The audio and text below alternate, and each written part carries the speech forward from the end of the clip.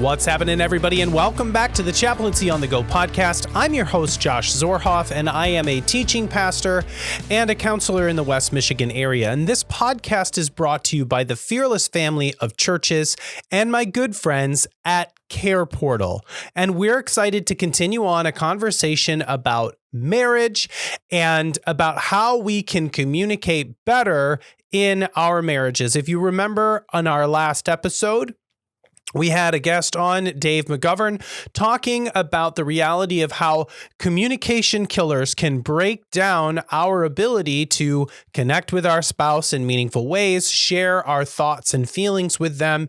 And a lot of it operates in what is called this upstairs or downstairs part of our brain. Our upstairs brain is the part of our brain that is rational and clear and calm. That's the prefrontal cortex. And then the downstairs part of our brain is the limbic system, the part of our brain that has a lot of potential for good things in reacting to dangerous situations, but also a lot of potential for bad things, such as reacting to our spouse when we're triggered by something they shared with us, told to us, pointed out to us, whatever it is. We can fall into these pitfalls. And so we unpacked how all of that works together. But for today's episode, we want to look through some soft skills that we can apply in our marriage and in our relationships when it comes to communication. The first thing that we want to look at is assertiveness. Now, assertiveness is essentially telling your spouse or somebody else in your life what you want and then how you would feel if you got it. And so there's going to be a worksheet along with this in the podcast notes that can help you work through how to be more assertive. But let me just say something about that. About 50% of the population struggles with being assertive, and the other 50% not so much. They have no trouble whatsoever telling people what they want and how they'd feel if they got it. Oftentimes in marriage counseling, when I work with couples, there's usually one who is more assertive than the other, usually one who has no problem saying how they feel and what they want and talking about that. And then there's usually one who doesn't like to say what they want and doesn't like to say how they feel, either because they're uncomfortable with the emotions or they've never really had to say what they want out loud. Like, it's a struggle for them to say out loud, here's what I want, here's what I need, here's what I'd like from you. And typically, the ones who don't like to say how they feel will feel uncomfortable when their spouse tells them, hey, this is what I need, or this is what I want from you. And there's usually a dynamic, a kind of an imbalance to that. And that's normal. Sometimes you have two very assertive people, and there's usually a lot of tension in that. That's something that couples typically grow in. And sometimes you have couples that don't like talking about what they want at all, either with their spouse or other people. And here's the danger. Your spouse is not a mind reader. Your spouse does not know what you want or need all the time. You need to be able to tell them what you want. So if you struggle with that, that's something you need to grow in, because your spouse doesn't know what you're thinking. And maybe sometimes you have this attitude of, well, they should just know. They should just know what they did, or they should just know that what they say hurts my feelings, or they should just know that I need this, or they should just know. And here's what I want to tell you. They don't just know. They don't. And it's not fair to expect your spouse to be a mind reader. It's not fair to expect your spouse to know everything that you need all the time. Here's part of the problem. Sometimes we're not clear on what we need. I mean, have you ever had that where you're not sure what it is that you want or what it is that you need? When I work with individuals in a counseling realm, typically I will ask them, what do you want? What do you want? And sometimes they say, is it bad that I don't even know what I want? And that's not bad. It's honest. If you're not clear on what you want, if you're not clear on what you need, how could you possibly expect your spouse to be clear on what you need? This is why assertiveness is so critical to healthy communication. You need to be clear on what it is you want before you can be sure that your spouse might be able to understand what it is that you want or need.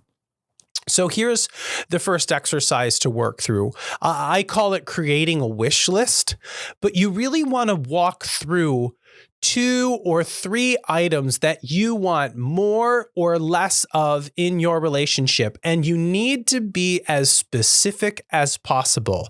Sometimes when I do this work with couples, they will write down things that they have never said before to their spouse. Now, sometimes they'll write down things that they say all the time, and a lot of that, again, depends on how assertive you are or how much you can lean into those kinds of confrontations. But it's really important to come up with a list. And so with your marriage, in your relationship, what are some things that you want more of or less of? Do you want more date nights? Do you want more help with the chores around the house? Do you want more help with the kids at night at bedtime? Do you want more physical intimacy? Do you want more sexual intimacy? Do you want more frequency? Do you want more creative time where you're doing habits or hobbies that you haven't done before as a couple? Do you want less like family time and more alone time? What is it that you want? Come up with a list of 2 or 3 items and make it as specific as possible. That's step number 1. Step number 2 then is to connect an emotion or a feeling to that thing that you want or that thing that you need more of or less of, because when you can attach an emotion to it, you can help your spouse understand better what it is that you're going through in this experience. So, for example, if you were to say to your spouse, and this is something that you want, you were to say to your spouse, I want a more consistent date night, and that would make me feel loved. Or I want more alone time when you get home from work because I've had a loud, noisy day. And when you get home and I'm home and the kids are going crazy, I need 20 minutes so that I can focus and be more present later on in the night. And if I got that 20 minutes, I would feel more at peace. Or I want you to put more specific items on the calendar because I don't know where you are from day to day. And if I got that, I would feel more connected. Or I want you to text me back within 2 hours so that I know you're okay, or that I know that you care. And if I got that, I would feel more loved. Being able to communicate clearly what it is that you want as specifically as possible helps to eliminate the problem of what we think and what we say and what people hear and what they understand. It helps to mitigate some of what gets lost in translation. So assertiveness is the ability to say what you want and how you'd feel in a given situation if you got it. Okay, so that's number 1. Create a wish list. Oh, and try to be positive when you do that. Try to say, instead of, I want you to not say mean things to me, try to frame it like this. I want you to say kind things to me. I want you to use kind words. As much as possible, put your assertive statements to the positive because they're typically received better.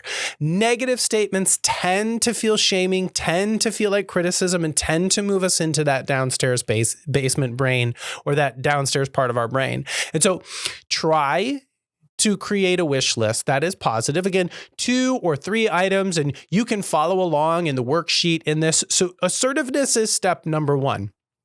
And then we have to look at step number 2, which is listening. So good communication is equal parts assertiveness and active listening.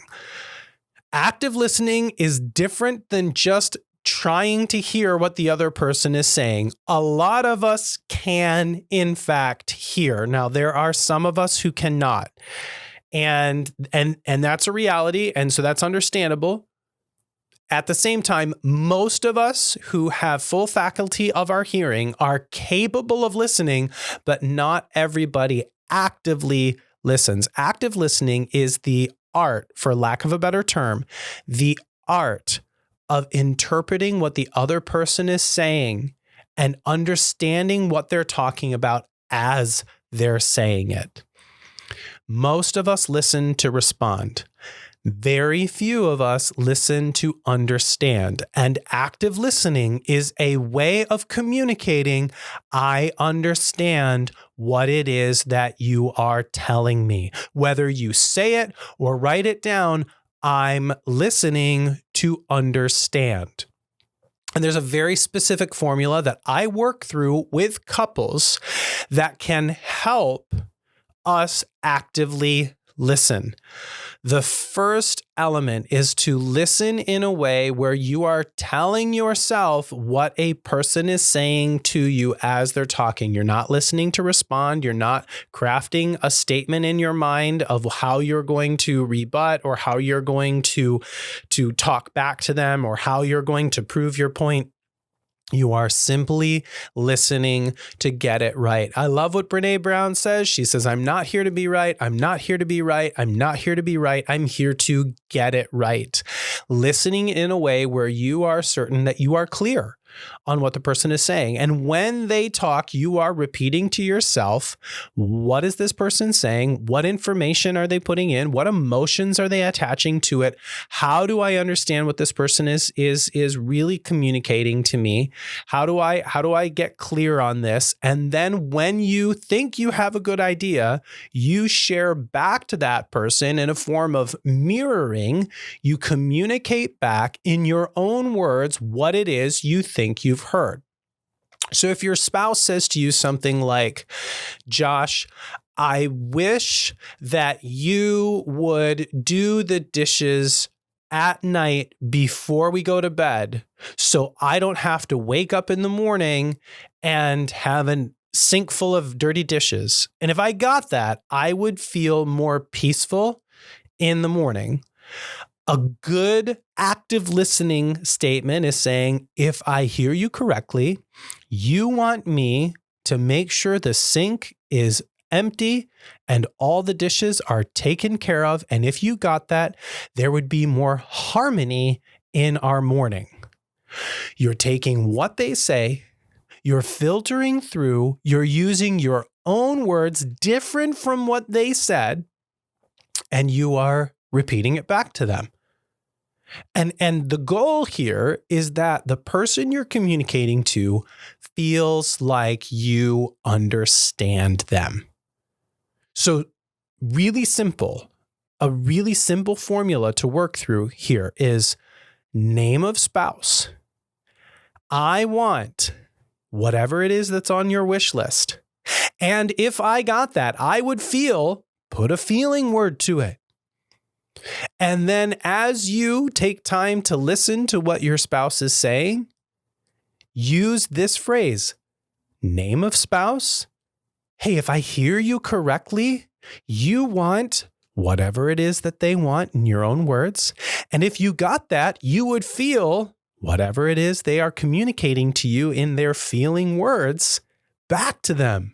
So again, name of spouse, I want, and if I got that, I would feel. If I hear you correctly, you want, and if you got that, you would feel. Now, it feels mechanical. It seems mechanical to do that. But active listening, even though it feels mechanical, is actually a really beautiful way of making sure you're clear. And here's the deal. Even if it is mechanical and even if it feels forced, it still works. Now, as you go through this and as you go through the work of active listening, you can become better at this. And so it doesn't feel as mechanical, but it's super important to get a handle on it, especially if you want to grow in your communication with your spouse. So again, assertiveness, really important. You need to be clear on what it is that you want and how you'd feel if you got it. But then when your spouse starts sharing with you those things, when your spouse is assertive with you or you are assertive with your spouse, the other part is actively listening. Again, listening in a way where you understand and communicating that you understand, not just trying to respond with your own thoughts, but responding with the thoughts of the person who is talking to you in your own words. Those are critical steps in communication. There is a worksheet on this attached to this podcast. We'd love for you to work through that as well. Make sure that you're using it along with the things like the 4 communication killers. Make sure you're aware of those, because if you're not and you're not communicating that with your spouse, some of this work can be really challenging. So don't worry if it is tough for you as you work through some of this. I will say in our next episode, Dave McGovern is going to join me again, and we're going to talk through some conflict resolution tips. We're going to talk through how some of this builds on the other and how you use these skills in conflict resolution so that you can better handle the conflict that comes through in your relationships. So join us for that next conversation. If you've got any questions about this, or you want to dive into some more elements of good communication, you want to chop out how this works together, send us an email to chaplaincy@fearlessfollower.org or go to our website, fearlesschaplaincy.org. We'd love to reach out. We'd love to interact with you and help you navigate some of this. Also, if you'd like us to come in and maybe talk with your company about active listening, or come into your organization and do some workshops like this, we're happy to do that as well. You can connect with us online. That's all we've got for you now. We will talk with you later.